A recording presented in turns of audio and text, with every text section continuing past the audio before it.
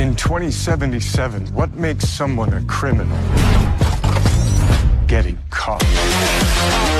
In the mid to late 2000s, the action genre kinda took a nosedive. But I should explain what I mean by action genre. Cause you think anything with action, it would be an action film, right? Well, kinda. But then that would include a lot of comic book movies, the Transformers movies, hell, just about anything with fighting and shooting in them. But when most people say action movies, they're usually referring to just straight up badasses throwing hands and getting in shootouts. Those are the type of action movies I'm talking about today. And by the late 2000s, they were pretty stale. But then in the early 2010s, a couple movies came out that revamped the genre and breathed new life into it. That being The Equalizer and, of course, John Wick. But I also want to give an honorable mention to The Kingsman. It's an honorable mention because technically it's a spy film that's a throwback to older James Bond movies. Both Kingsman and Mission Impossible really brought that genre back, and honestly Mission Impossible seems to be carrying it at this point. So the focus of this video is mainly going to be about John Wick and The Equalizer, but every now and again I'll throw in Kingsman. But before I get into it, I want to explain where action movies kinda were by the early 2010s. Not the best spot, to put it bluntly. If I need your body, I'll fucking...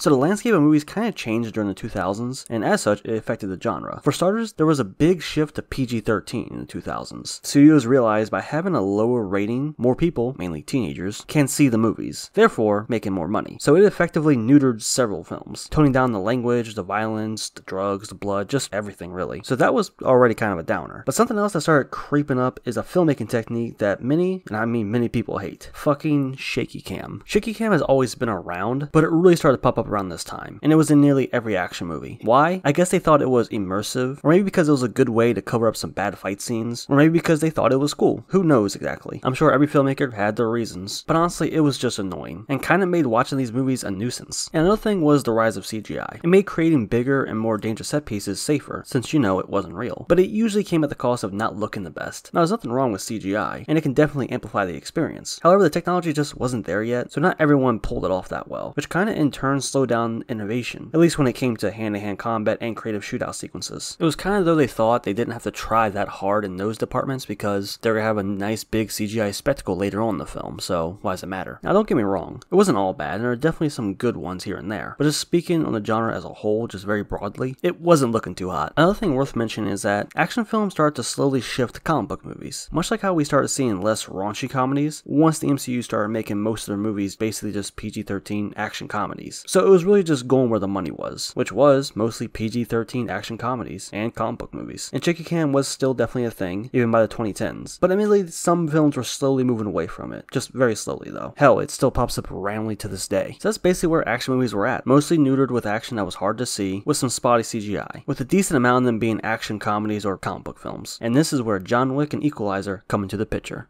Why do you come?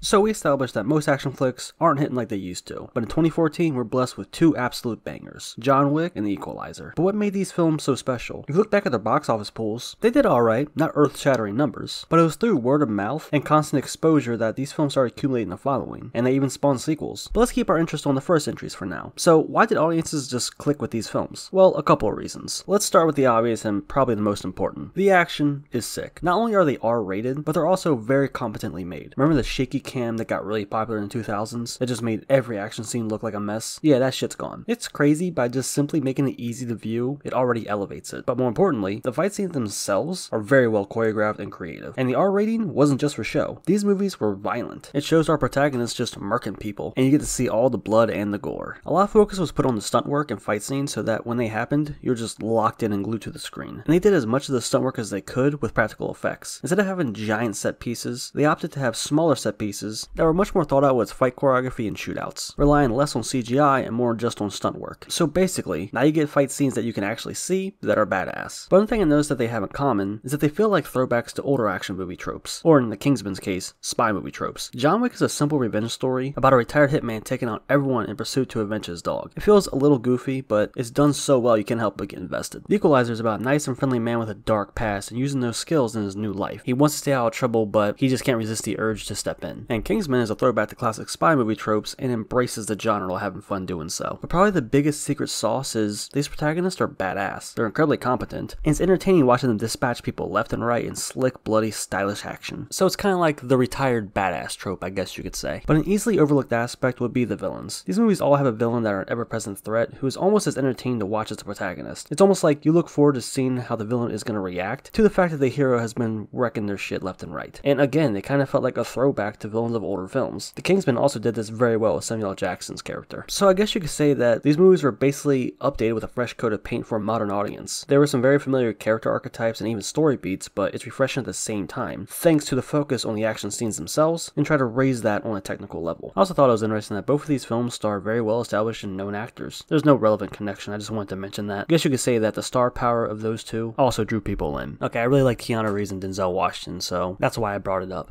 Dick.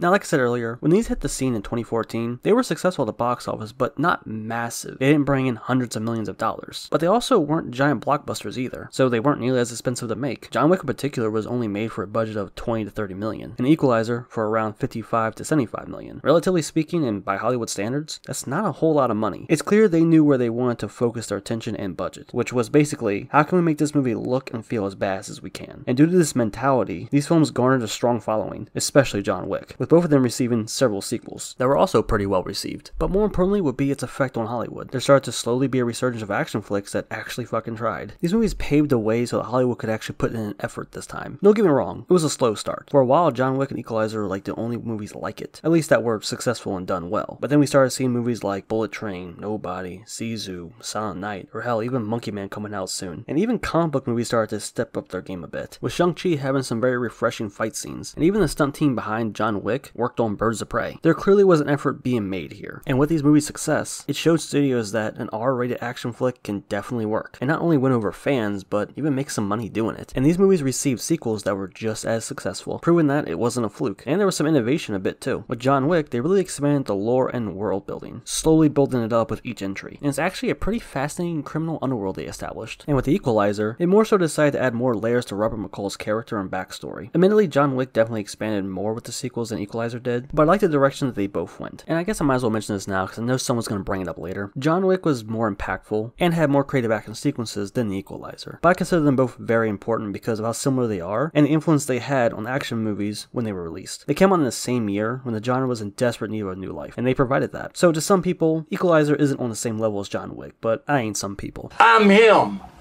I've been him. I will continue to be him. Yeah, I don't really have shit else to say. With the recent release of John Wick 4 and Equalizer 3 this past year, and that new John Wick tie-in show coming out, I felt like it was time to talk about what kind of impact these movies actually had when they came out a decade ago. To sum it all up, these movies were just badass. Plain and simple. Yeah, that's gonna do it for the video, guys. Hope you enjoyed. So that's it. See ya. In Night City, you can become...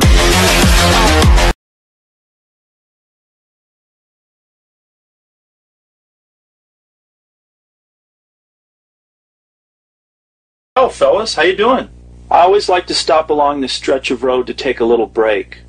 I just stretch back, pull out my dick, whack it, and pop off a load. Guy gets horny traveling down these fucking roads.